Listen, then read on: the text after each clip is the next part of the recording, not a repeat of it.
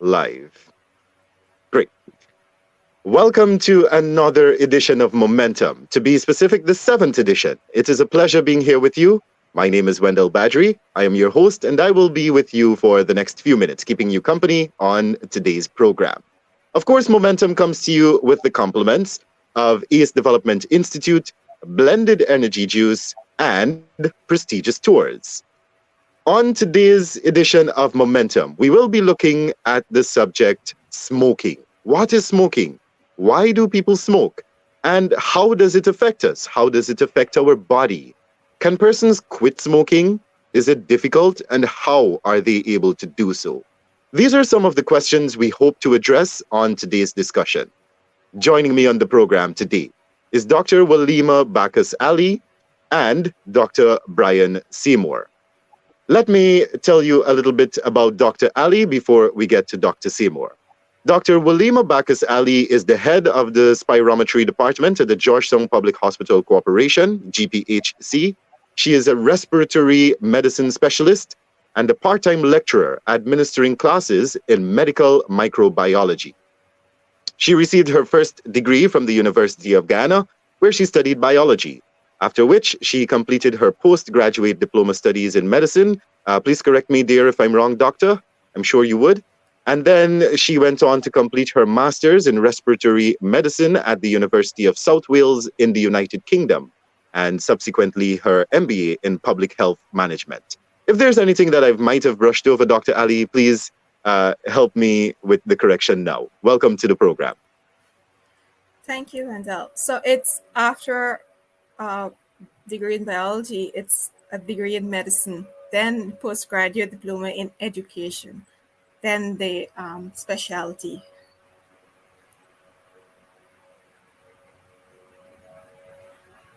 All right. Otherwise, thank you very everything much was for that, good. Dr. Ali. Oh, sorry. My apologies. Go ahead, please. No, other than that correction, everything else was correct. All right. Thank you very much. So that's Dr. Ali there for us. And now please allow me to introduce you to Dr. Brian Seymour. As a scientist and an active researcher, he has recently established a pollen counting station in Northeast Florida. He is a member of the American Academy and Immunology. Additionally, he is a board member of the Northeast Florida Area Health Education Center and Tobacco-Free Jacksonville of the American Lung Foundation. And this is just a brief synopsis of what Dr. Brian Seymour does. Dr. Seymour, welcome to the program. If there's anything else you'd like to add to that, please do so now. Yeah, that's fine. Well said. Nothing to All add. right. Thank you very much, Dr. Seymour. Thank you very much. And you and I both know, and Dr. Ali would know as well, that there's more to add. But you're being very modest with us today. Thank you so much for that anyway. And of course, I must say thank you very much to you, our viewers, for joining us on this discussion. Of course, smoking is something that we can see around us almost every day. Just recently, and I'm talking about in 2018, we had the Tobacco Amendment Bill introduced by the government of the day. And what this bill sought to do was, in some case or fashion, to reduce the effects of smoking in public. Of course, secondhand smoking is something that is very dangerous and very harmful. We will be learning more about that as we get into our discussion. But here in Guyana, it is something that we can see almost every day. We're walking down the road, we are maybe going to some institution to conduct our business or whatever it is. We can see someone nearby or, lingering around with maybe a cigarette or some other mechanism or device that they would use to inhale and exhale smoke in and out of their bodies. Now, a good place for us to start today would perhaps be with a definition. Dr. Ali, Dr. Seymour, what would you say smoking is? I mean, it's something that is very general, we should know, but please help us with a more scientific definition, if you may. Let's start with Dr. Seymour. Sorry about that. Okay. Well, smoking. When we think of smoking, at least in the United States, we're thinking about tobacco products and smoking tobacco Mhm. compound.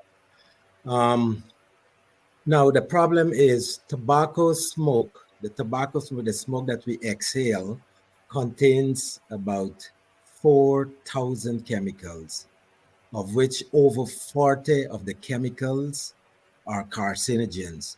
And what we mean by carcinogens, we mean they are cancer causing agents. And so anyone that is smoking is just putting themselves at risk. For example, smoking is the number one cause of preventable death, right? Is from smoking. Okay. And it actually kills more than half eventually of regular smokers. Um, Smoking causes many different types of cancer. So when many people think of lung cancer, right? That is the number one, yes. But we have like bladder cancer, stomach cancer, and all these different types of cancer are implicated in one that is smoking tobacco products. That's what I All have right, to say. all right. Dr. Ali, how would you define, what would be your definition of smoking? So I would just add to what Dr. Simar would have said, right? So smoking is basically an act that someone does, and they can take different forms of smoking. Most of the time, indeed, when we hear of smoking, we think of tobacco products, but we also have here marijuana smoking as well, right? So the most common forms of smoking here would be the cigarettes, the cigars, vaping, where they're using the e-cigarettes, and the hookahs, which is very popular now in all the clubs and so forth, right? All of these, what they have in common is basically burning of uh, the tobacco, which releases the nicotine that causes the addiction. Or they could burn the marijuana, for example, in the joints, and the hookahs also use the marijuana oil. And that too releases a similar chemical like nicotine that can cause dependence in individuals, right? The more you use Mm. the reason why they use this product is that it stimulates a hormone called dopamine in the brain, and that is responsible for this feel good feeling that they get, and they feel that they don't have any stress anymore and they're good, right? The thing is that the more you use it, you need to use more in order to get that feel good feeling. So you may start with one or two cigarettes, for example, a day, but then as time goes by, you basically graduate to 6, 7, a pack and a half, and that's how you keep going. And the more you smoke, the harder it is for you to quit smoking. Um, Wow, in wow. addition to what Dr. Seymour said about the chemicals, the carcinogens in cigarette smoke, I just want to add to that. Most of these chemicals, you can actually find them in your household products. For example, the lead, it's in your batteries. The arsenic is there. It's in rat poison. The ammonia is in your cleaning products, right? The nicotine is in insecticide, but you would normally take these things and put it in your mouth on a regular day, but you do it with the Right. cigarettes, right? And these are the things that put you at risk for, as doctor had said, lung cancer is the number one cause for lung cancer is cigarettes, and it accounts for 80 to 90% of deaths as well from lung cancer. COPD, chronic obstructive pulmonary disease, the number one cause for that is also smoking and secondhand smoking. So it's quite a significant behavior in our society or in our community that causes a lot of risk. Apart from health risk, you also have financial risk, social risk, all of them combined, apart from the health impact with smoking. I mean, we've only gotten to our first question to define smoking, and I'm already scared. I don't want to continue this interview. I'm making light of it, but really, truly, that sounds terrifying already.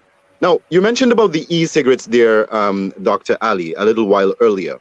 And one of the things that I have heard being thrown around the place is that the e-cigarettes are not as detrimental to the body as the regular cigarettes, the regular wrapped tobacco. And it is also said that it is not as addictive. Could you maybe clarify that for me? And Dr. Seymour, if there's anything you would like to add, please do. So, Dr. Ali. So I do not agree with that statement, right? Now studies are coming out with regards to e-cigarettes, but e-cigarettes, the chemical in it is nicotine. It's just at a lower dose. But if you're going to use it, you're going to eventually become dependent because it's going to create the same effect like cigarette does. The same nicotine, the same dependence, the same excess smoking for you to get the same feel-good effect. Studies have actually shown many persons who have started using e-cigarette eventually started using cigarettes and cigars and all of these. Yes, and I'm going to add to what you just said. They are putting pure nicotine in these e-cigarettes, and they're saying that this is to get you off of smoking. This doesn't even make sense because the nicotine is the addictive component of the cigarettes. And let me just say, they have done studies. We have looked at they have done studies in rodents, in mice and rats, where they actually put pure nicotine encapsulated in pellets and inject and give them to the rats. And so they have a slow release of the nicotine. And what they saw was nicotine suppresses the immune system. It suppresses the immune response. And when you have a suppressed immune response, it's talking about becoming susceptible to cancer. And so this is one of the problems with cigarette smoke, tobacco smoke. Now they're allowing people to inhale pure nicotine, and you're just going to suppress the immune system even more, and you're going to become, eventually you can succumb to cancer.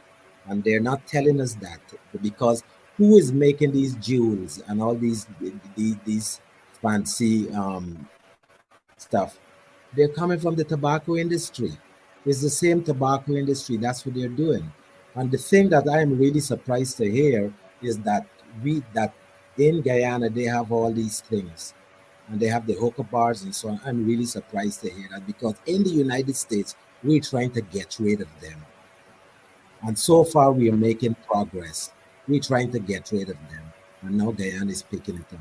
We got to actually... Yeah. This calls for education to the people of Guyana. Yeah. And perhaps that's why we are here having this discussion today, yeah?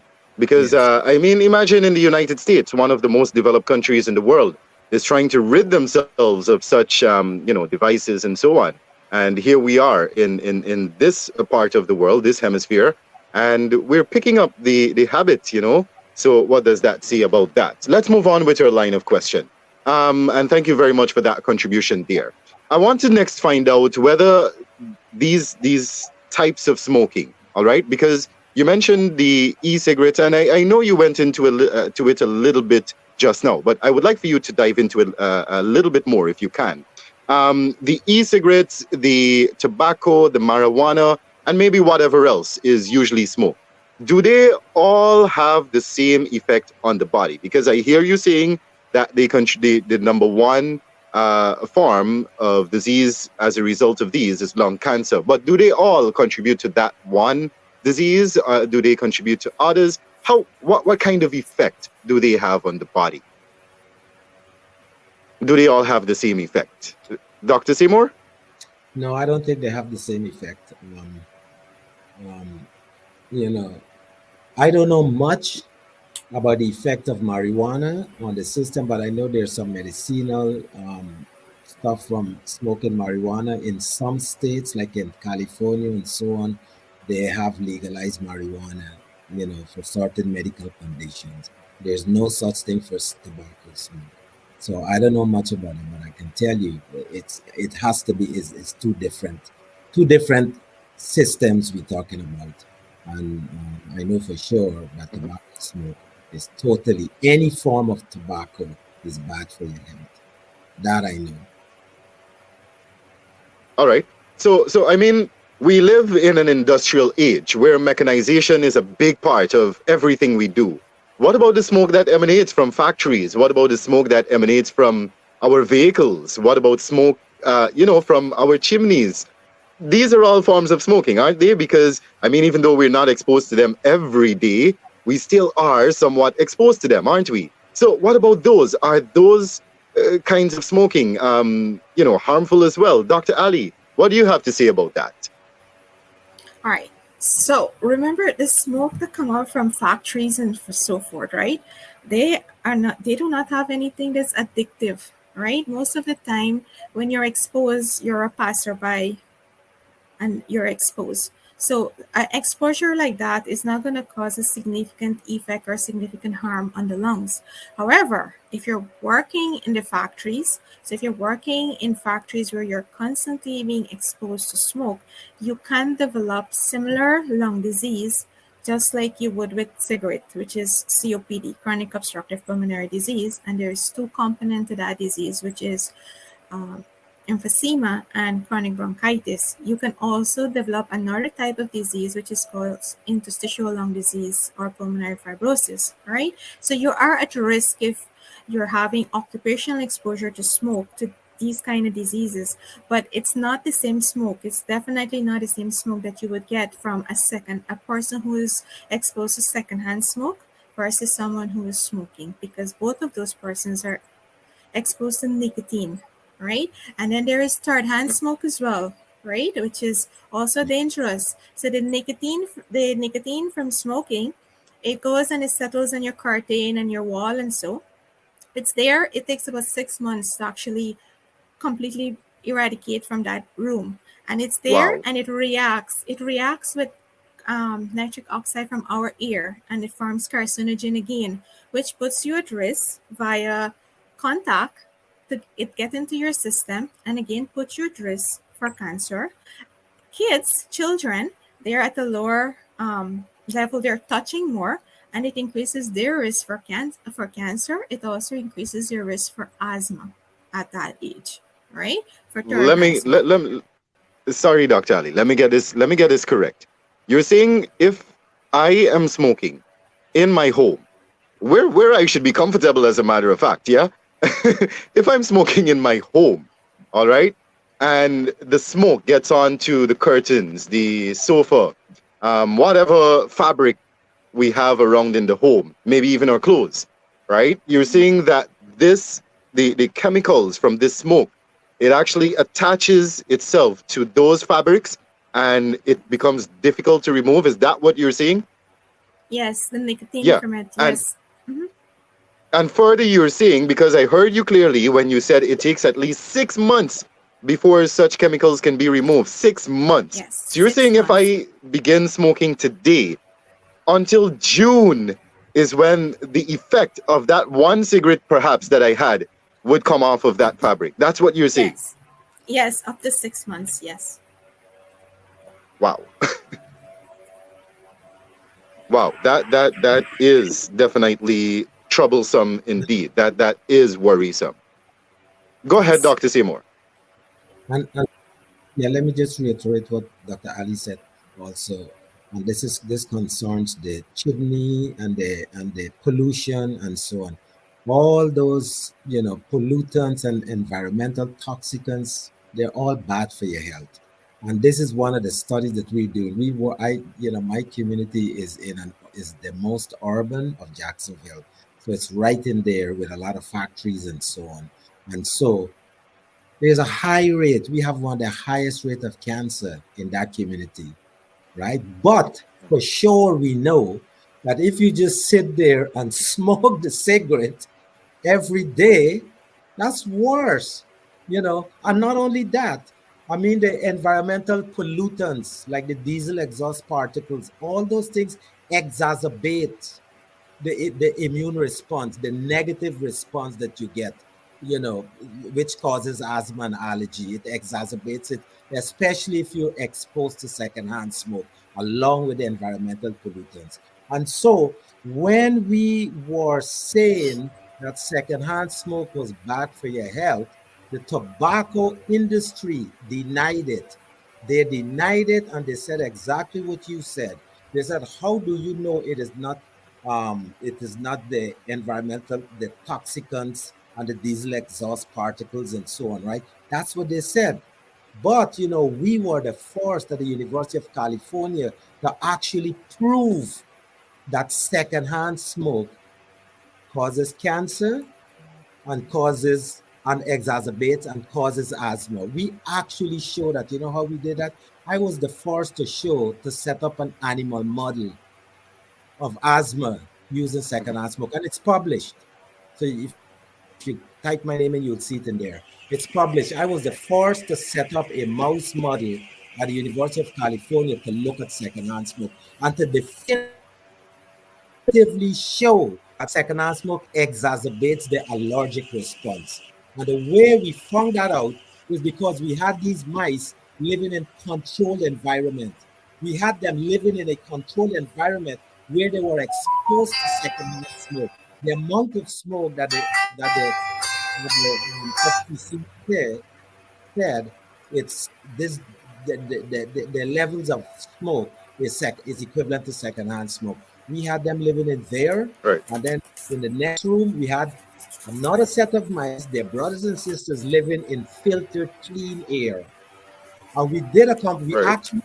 we were able to, we know how to induce asthma in these mice. So we give them asthma, we let them sit in these conditions, and we test them, and we look at the parameter. And as Dr. Ali know, the parameter, we have three parameters. We were looking at elevated levels of a protein called IgE. We were looking at elevated levels of another type of protein, they were called cytokines. And then we were looking at bronchial hyperreactivity. And when we compare the two, clearly the animals that were sitting in secondhand smoke had higher levels of bronchial hyperresponsiveness, higher levels of Th2 cytokines, higher levels of these allergic antibodies. And that's when we were able to say that for sure secondhand smoke does exacerbate the allergic response. Also, we had control mice sitting in these environments, and we had one set that we didn't make them into no disease animal. We just let them sit in secondhand smoke. And when we check for the bronchial hyperresponsiveness or the wheezing, they were wheezing. Many of them were dying where we give them a small dose of methacholine. They were wheezing compared to the ones that were sitting in filtered air. And this is when we were able to definitively show that secondhand smoke does exacerbate the allergic response. And others were actually looking at cancer, but I was looking at asthma. And this is when, the government and so on decided, what, we're gonna ban smoking in public places, and you can only smoke in your home. Okay, Because I was about to ask that. What was the result of that study? Yeah. So yeah. yes. When we did those studies, President Clinton was the president, and California was paving the way for these studies, and he was the president at that time, and so he agreed, and legislation was passed first in California, where smoking was banned in public places in California after those studies that I did, and others, not just me. It was a huge team of researchers from the University of California. And we were doing these studies off of taxes from the tobacco, from cigarettes, from the taxes from the cigarette, small amount of taxes. All right. That's something. Yeah, that's something I think we really should get down to. And I have it here on my list of questions, right? We want to talk a little bit about the economic effects. But before we get into that, Dr. Ali has been silent for, some amount of time. And we don't want to keep her silent for so long because we believe that she has so much information to share with us as well. And so we want to find out from Dr. Ali, whether, all forms of smoking are addictive. I believe she said this earlier when she mentioned about tobacco and marijuana. And she was saying that even though the marijuana does not produce the same, or rather does not contain the same, addictive chemical as cigarettes, it does create some sort of dependency. But what about the e-cigarettes? What about the hookah? What about these other devices? Are they addictive, Dr. Ali? And, you know, we'll move on from there. What have you to say about that? So most of the time, so all of these different forms of smoking are addictive because of the nicotine that they're using, right? Most of the times, however, Okay. the hookahs are used as a social, at a social event. Yeah. Unless you're using it constantly, then just like the e-cigarettes, these persons move from using these hookahs and e-cigarettes, and they start using actual cigarettes, right? Which contains more concentration of nicotine, right? As compared to the hookah, right? The marijuana actually, most of the persons here, they smoke it in the hookahs, or they're actually wrap it and form the joint and they're smoking it. Many persons justify the reason for smoking, at least from our experience in the clinic, is that either they want to be part of the crowd, they're being pressured into doing it, right? Or they, especially teenagers, they will say, you know, I see my dad doing it and I think it's cool, or I see an older brother doing it and it's fine, nothing happens to them, right? And then for the marijuana, we have that sect of people that says they're doing it for spiritual purpose. So they are using it, and then when they go to that level, that's where they get to communicate with their gods, right? And then we have the persons who are using it because they say that they have cancer, and the smoking it helps alleviate the pain, which in turn puts you at risk again for cancer, right? And the same thing with the nicotine. So I would say yes, all forms of tobacco use are addictive. All right. And I heard you when you say that persons use the hookah and the e-cigarettes and then they move on to cigarettes. Are we saying that that perhaps is a gateway to tobacco use? Is that what you're saying? Or full-fledged tobacco use, I might say? Definitely, yes. It could be a gateway to tobacco use, yes. You know, most All right. persons, when they start smoking, they never thought that they would actually become addicted to the nicotine, right? They just do it for, I'll just try it out, or I'll just do it because I'm stressed at this moment, and then you're hooked on it, right? You become addicted to it. And they're marketing it to teenagers, high school kids, Yes. and saying, you know, we're trying to get you to not smoke cigarettes, so smoke this. And it's loaded with nicotine. And the kids would be smoking that. And then eventually they go on to more addictive things, you know. And this is, and there is a fight. There's a battle in this country to get rid of this stuff. And for example, one good thing we were able to do in the United States last year was we were able to ban, I don't know if you guys heard of a cigarette, a brand called Kools, Kools. That brand been around for years. Never heard of it. And it was marketed. Okay. It was marketed in the Black community, seriously marketed in the Black community. And it is very, very addictive. They put extra additional ingredients, mental tools, additional stuff to make it more addictive. And they were marketing this stuff for years. It was since through the Vietnam War, right up. And last year, we were able to get the cigarette industry to get rid of Kools. So all right. This would be a good point. And another sorry, Dr. Seymour, you weren't quite finished there. No, I was finished. No, another thing to add to what Dr. Seymour said is that they also advertise it as a substitute. So they're telling you, oh, instead of using the cigarette, you can use this as a substitute. But then, you know, eventually you go to using the cigarettes. And really, that's why I asked the question, because I have friends, I'm sure you might have friends as well, you know, who say, listen, this is not necessarily smoking, or this is not like smoking a cigarette. It's vaping, and vaping is different from smoking. That's the argument that I've heard for quite some time. maybe this would be a good point for you to shed some light on that. Is it the same thing? Is vaping the same thing as smoking? Because they try to justify that. Listen, I'm not smoking, I'm vaping. What's the difference? Dr. Ali, please help us understand the difference, or Dr. Seymour, if you rather. So vaping is actually you're burning the tobacco and you're inhaling the smoke as it burns, right? That's basically what vaping is. Mhm. Whereas Mhm. if you're using the cigarettes, you're burning the leaves and you're inhaling the smoke. So they both will have the same addictive effect on the brain. So Right. in my conclusion, I would say yes, they're both the same thing. It's just that you're doing it in different forms, right?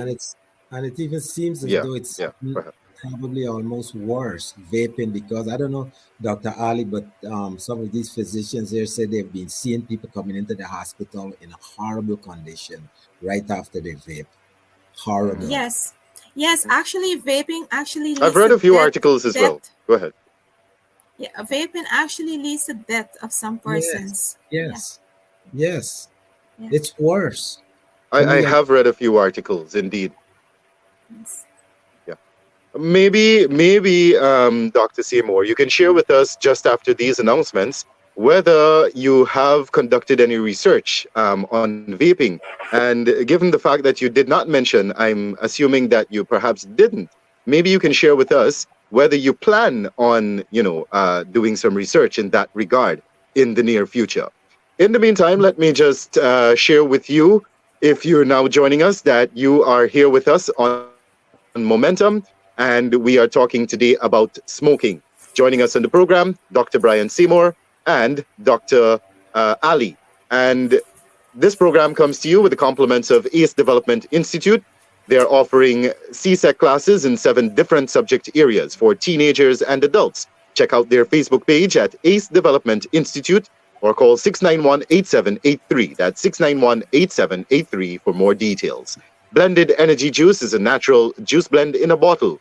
It's made from real fruits, has no chemical additives, and tastes absolutely great. Get your bottle of Blended Energy by contacting 608-2063. That's 608-2063. Blended Energy, the natural juice blend in a bottle. At prestigious tours, they are now accepting bookings if you would like to go on a trip to Santa Mission, a truly indigenous settlement situated on the bank of the Kumuni Creek. Contact Stephen on 630-3636 to book your seat now. That's 630-3636. Stephen from Prestigious Tours. Whether you'd like to take a trip to Santa Mission or maybe you'd like to go somewhere else, contact Stephen on 630-3636. He has the link up for you for your domestic travel. All right? Now, once again, thank you for being here with us on Momentum. A pleasure having you. And if you're now joining us, welcome. Please share the live. Ensure that you tell a friend so that we can spread the word. Today, we're talking about smoking and the effects it has on the body. And maybe we will talk a little bit about, whether we can quit and how we can be able to do so. And if you are now joining us, for your benefit, we are here with Dr. Brian Seymour and Dr. Walima Ali. We have said a little while earlier, or during the introduction of the program, that tobacco smoking especially is very addictive. Dr. Ali also said that marijuana smoking is addictive, and so are the e-cigarettes and the hookahs and so on. So basically, all forms of smoking are addictive. She also shared with us that even though we are exposed to other types of smoke in our environment, such as the burning of rubbish, the smoke from our vehicles and factories and so on, they do not pose such a significant threat to our bodies because we're not necessarily exposed to them as much, because we might just be passers-by.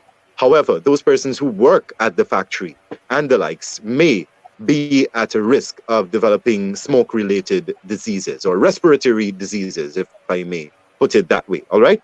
And we were talking just before we shared those messages with you about, Dr. Seymour doing some research perhaps on e-cigarettes. He shared with us how he along with a team conducted research on the effects of smoking, especially secondhand smoking. And in doing so, they were able to, as a result, push for the banning of smoking in public spaces. So, Dr. Seymour, once again, do you have any plans, perhaps, or have you already conducted research on these newer types of, or newer forms of smoking, if I may put it that way, the e-cigarettes, the hookahs, and so on? And what did those studies tell you, if you did conduct any?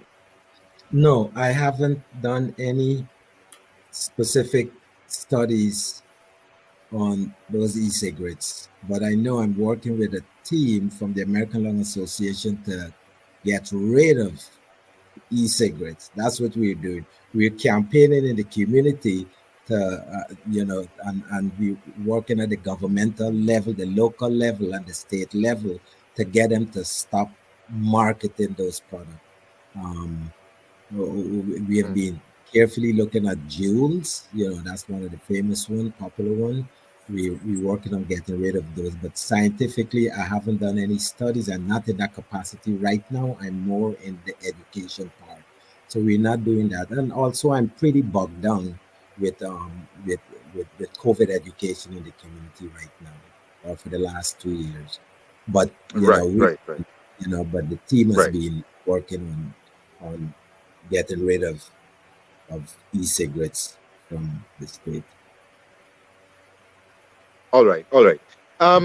And Dr. Ali also shared with us a little while earlier that some of the reasons persons start smoking is because of pressure, peer pressure.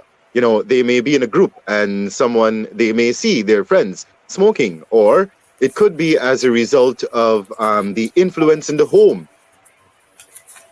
The home may be smoking, and as a result of them observing such, persons in the home observing such who are non-smokers, they may begin to smoke, especially children. They are most susceptible to smoking if they see persons in the home doing it, and especially their peers.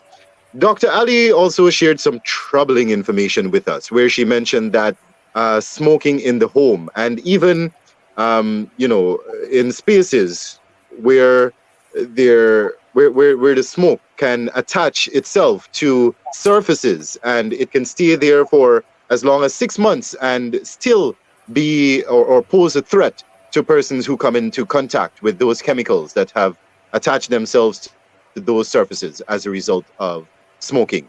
And this would be a good time, because I heard Dr. Seymour mentioned it earlier, whereas after conducting that research to find out the effects of secondhand smoking, he mentioned that the tobacco company funds were drawn down from the tobacco industry to help fund that research. So my question to you, Dr. Seymour, do you think that more of this should be happening around the globe and not just maybe in North America or Europe? Do you think that the tobacco industry, should be funding more research into the effects of smoking? And do you think that this is something that they would be willing or open to? I think I already know the answer to that, but please share your thoughts with us. No, yes, we should be. The tobacco industry is not happy. They were not happy with us.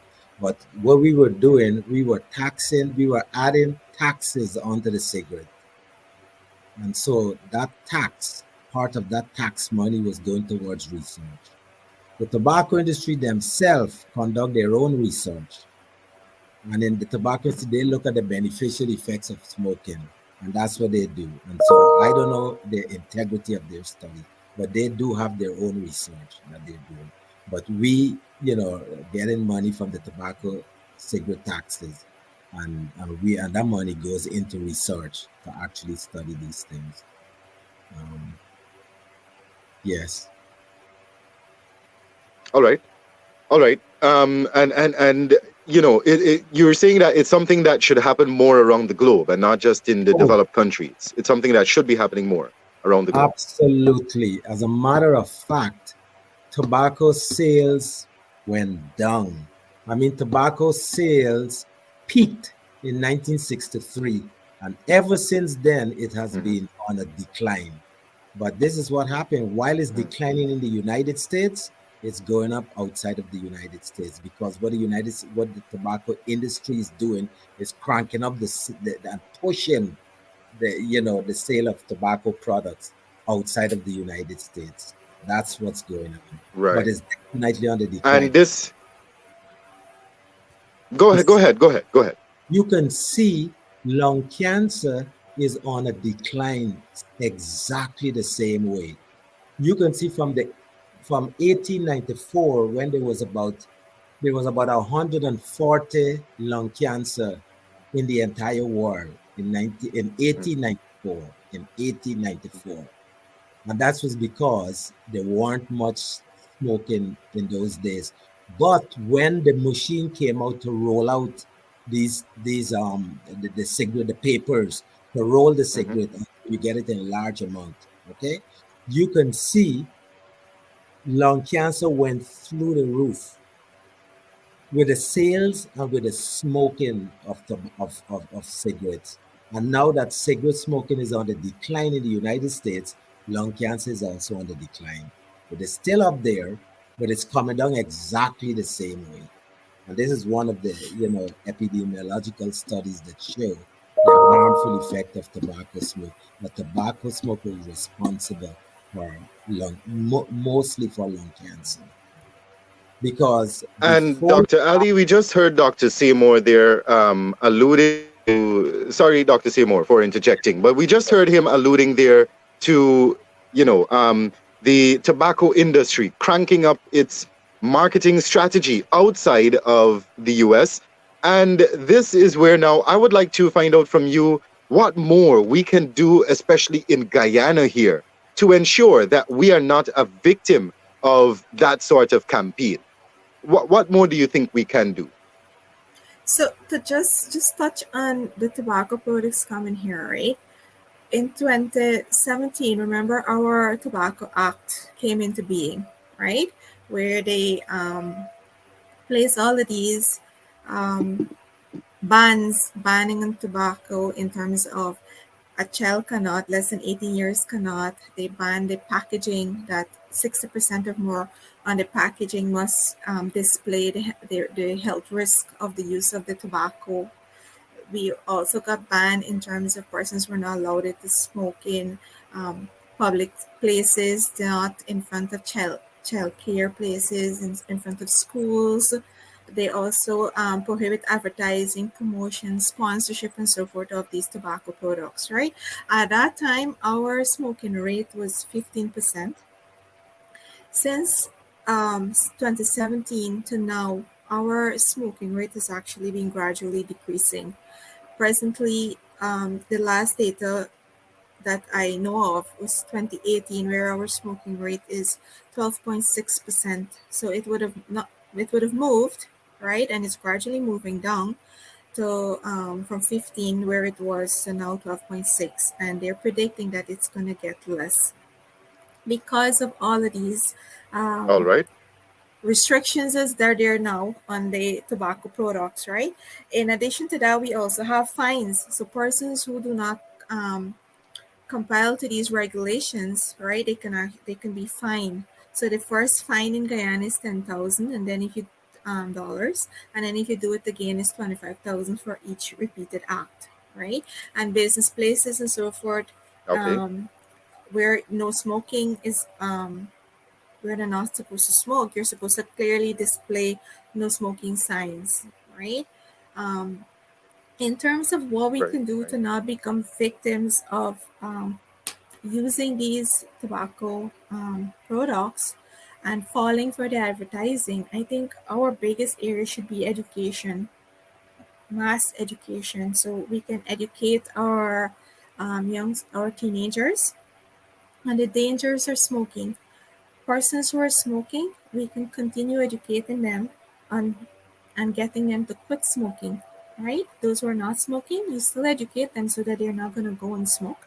So education plays a vital role in terms of getting the persons in our country not to go and use these tobacco products.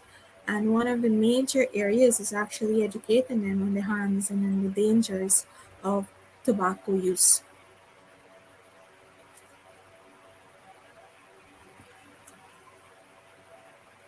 All right. I think, Dr. Ali, you broke up there a bit, but we got the essence of what you're seeing, right?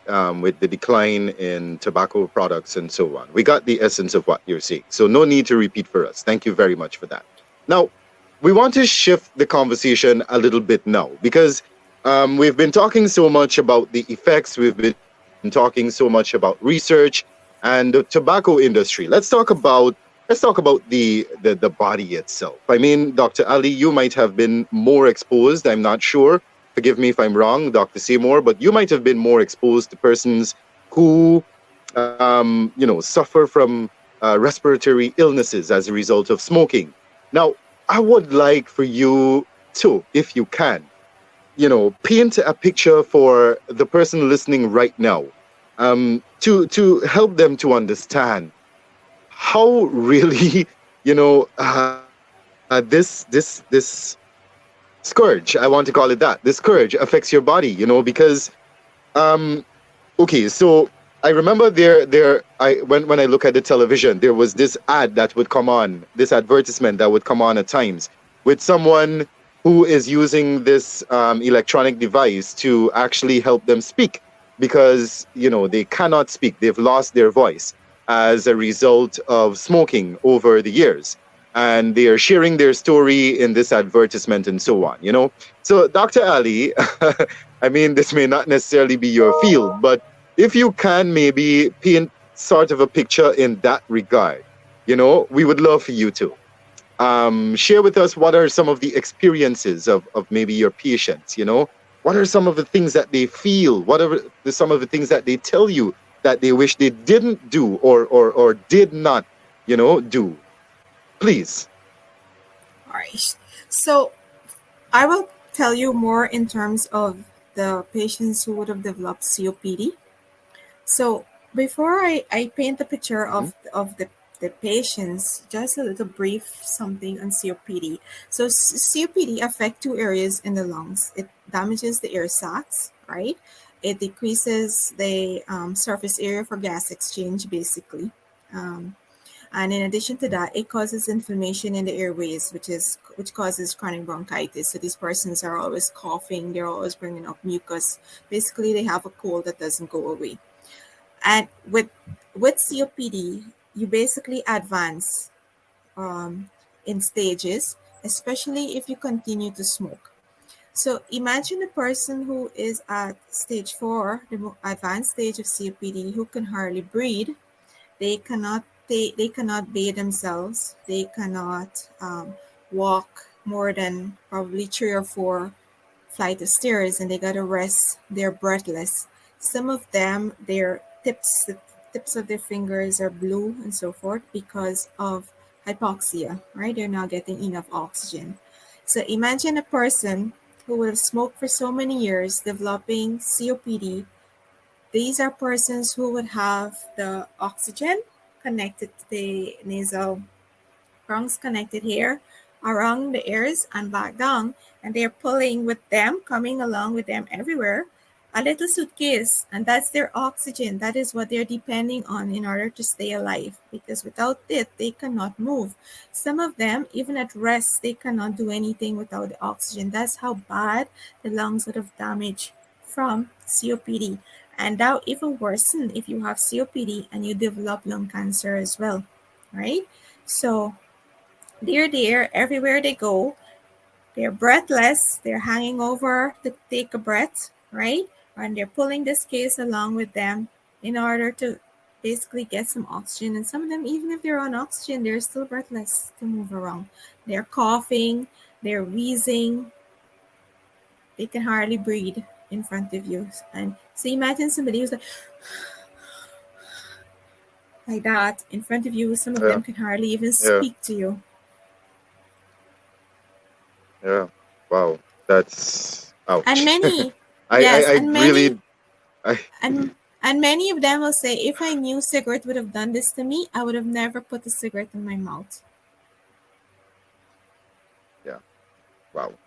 I just needed to leave that silence there so that I could soak in a bit, you know. It's really a graphic picture. It's troubling. That's the best word I can put to it right now. It's really troubling. Dr. Seymour, as we continue with our discussion, you know, if you can, what would be your estimation in terms of an amount, right? A person would spend, let's say maybe a family or even the government, on helping to care for persons who suffer from respiratory illnesses as a result of smoking. What would be your average? What would you say? I can't answer that question because it depends on the country, depends on the type of medication you have. In the United States, it depends on the insurance. But what I can tell you Mm-hmm. is that smoking is a burden to society. It's a burden. And you come down with all these illnesses, like I said, from cancer to asthma to allergy, you know, with all this stuff, it is a burden to society. And any which way, we need to somehow, especially the people in Guyana, my little country, we need to, we need to stop following, you know, the, you know, the United States with this, you know, all these different versions of smoking, and we need to stop it, especially in Guyana. We need to stop it Mm-hmm. because it is a very expensive Yeah. habit. Number one, the habit is expensive, and the sickness and the illnesses is very expensive. You see, in the United States, there, you know, people have, you know, insurance and all this kind of stuff. I don't think we have all of that in Guyana for all those people that are smoking. So we just need to stop that. And that is my advice to the people of Guyana, Yeah. Yeah. especially coming from, you Yeah. know, spending so I much. read this. Yeah, I read this meme. I read this meme on Facebook recently where it says the tobacco industry is the only one who, um, when their products are used correctly, ensure that their customers are killed. It's the only industry who, when their products are used correctly, ensure that their customers are killed. And, you know, I thought I would we are almost at the end of our discussion. But before we wrap things up for today, I would like for Dr. Seymour and Dr. Ali to maybe summarize all that we've said and to share with us their closing remarks as we get ready to head out of studio for today. Let's begin with Dr. Ali. Could you share, maybe summarize for us a few of the things? And by the way, we didn't even get to talk a whole lot about secondhand and even third hand smoking. But I'm hoping that maybe in our next discussion, we would be able to dive into it a whole lot more. All right. But in the meantime, could I ask you, Dr. Ali, to summarize all that you, well, maybe not all, but as much as possible that we have touched on today, and to share your closing remarks with us? Sure. So, smoking, the number one thing is smoking is bad for your health. If you're not smoking, do not try to. And if you are smoking, try to quit as early as possible. The earlier you are able to quit, most of the harms, or I should say some of the harms or the effect caused from smoking, can be reversed. Heart rate actually reverses within a couple of minutes, hours after you stop smoking. So that would be my best advice to everybody out there. If you're smoking, quit smoking. If you're not smoking, do not consider it as a habit or to go and smoke. In terms of the summarize, there are many forms of smoking, all of which are addictive. They all contains this almost the same chemicals, not the exact same chemicals, almost some of the chemicals, but in different concentration. They all have their own effect. However, if you should put everything in a nutshell, they all cause just about the same disease. Cancer, number one cause, and it actually can cause cancer any part in the body. Now, cancer happens to be the number one cause, but it can cause cancer from the mouth all the way down. Anywhere in the body, it can cause cancer. All right. There is a big area that where smoking is at risk for is cardiovascular disease. So you can get a heart attack, you can get heart failure, you can get abnormality in the beating of your heart, arrhythmias, right? Respiratory disease, that's the number one cause for most respiratory disease, right? Lung cancer fall there as well. You have asthma, you have COPD. Actually, in our country, women get asthma or COPD because as a child, their father was smoking in the home, and now they're coming to us at 30 years old or late 20s with symptoms of asthma. And when you check, there is no family history, there is nothing but exposure risk. Father is smoking in the home, right? Um, Women, sometimes it's exposure at the workplace, secondhand smoke exposure, and they're getting it. So from our women, those two are two common risk factors for they're developing asthma and or COPD. It also causes diseases to other parts of the body, bone diseases, diseases to come, eyes, and so forth. Pregnancy, people who are pregnant, I know we didn't touch on this, but women who are pregnant, they should not smoke. Yeah. They can have a miscarriage and they can have a small baby for the age of the pregnancy and so forth, right? We also touch on the economic effect, both on the country, on the person, and the family. There is also a health burden for smoking. That money can be used to be invested in many other diseases, and we got to be spending, as Dr. Seymour said, the number one preventable cause of disease. All right. I think Dr. Seymour can probably continue the summary of All right. from where I would have left off here. So Sure. right. So to continue, I'll say that tobacco smoke is responsible for 1/3 of all of cancer deaths. Okay, and again, it is the number one cause of preventable death. Okay, and also more than half of the smokers are gonna die from cancer from smoking cigarette. More than half of them eventually will die. From some form of cancer. Um, Smoking accounts for in the United States it accounts for 400,000 deaths